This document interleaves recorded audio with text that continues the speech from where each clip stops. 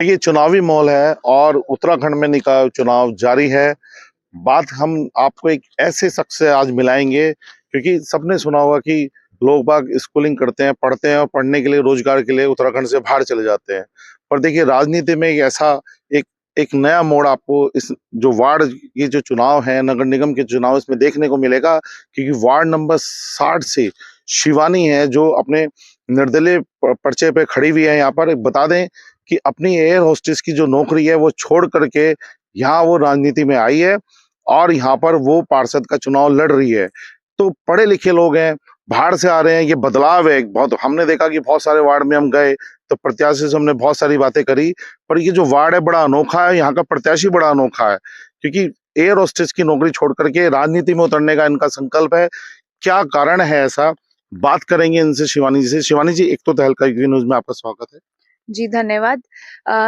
जैसा कि शिवानी मेरा नाम, हरिलोक में मैं हरिलोक की बेटी रही हूँ क्योंकि मैं वहीं पे पली-बड़ी हूँ। नहीं, तो मैं कुछ डायरेक्ट क्वेश्चन करूंगा, सीधे सवाल ना। ठीक है। तो मैं ये कहना चाहूंगा कि आप एक नौकरी छोड़ करके बाहर से, हुँ। ऐसा क्या लगा कि आपको राजनीति में उतरना चाहिए और पार्षद के चुनाव लड़ने चाहिए? मैं मुझे नौकरी ऐसा लगा तो मैं कि कुछ मिसिंग है, तो जब आपके दिल से वो आवाज़ नहीं आ पा रही कि मैं ये करना आगे और करना है, तो इसलिए मैंने उस टाइम पे छोड़ा और मैं वहाँ साथ-साथ सोशल वर्क कर रही थी दिल्ली में। तो वही मैंने सोचा कि मुझे यहाँ पे ऑन ग्राउंड आके ग्रास रूट पॉलिटिक्स में उतरना है क्योंकि सोशल वर्क पॉलिटिक्स का एक बहुत बड़ा पार्ट है।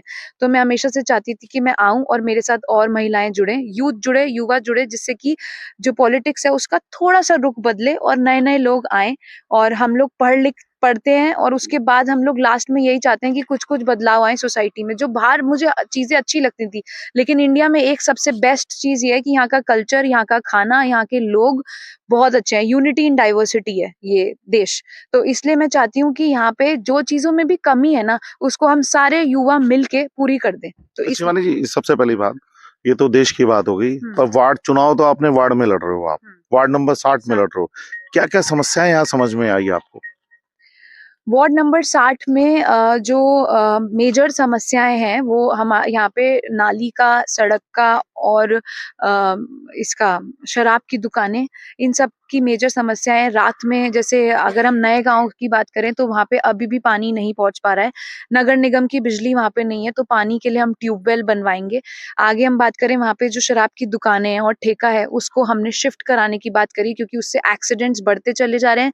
लड़कियाँ अनसेफ फ़ील कर रही हैं, वहाँ पे ग्लोबल स्कूल है, उससे जो बच्चे आते हैं, उन पे गलत इम्पैक्ट पड़ता है इस चीज़ का कि लोग शराब पी के जा रहे हैं, दिन से रात तक रात भर वो दुकान इतनी देर तक खुला रहता है और वहाँ पे जो ट्रैफिक लाइट वहीं पे ही है।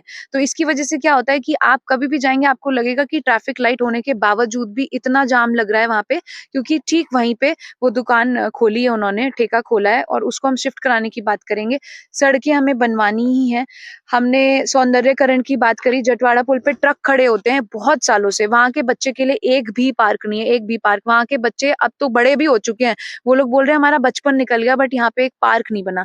अब उनके भी बच्चे जो पैदा हुए हैं, वो चाहते हैं कि एटलीस्ट उनके बच्चों के लिए एक पार्क बने, वो लोग कहीं खेलने जा पाएँ, क्योंकि वो भी अगेन वहाँ से ट्रक पास होते हैं, गाड़ियाँ पास होती हैं, तो बच्चा कहीं जा नहीं पाता।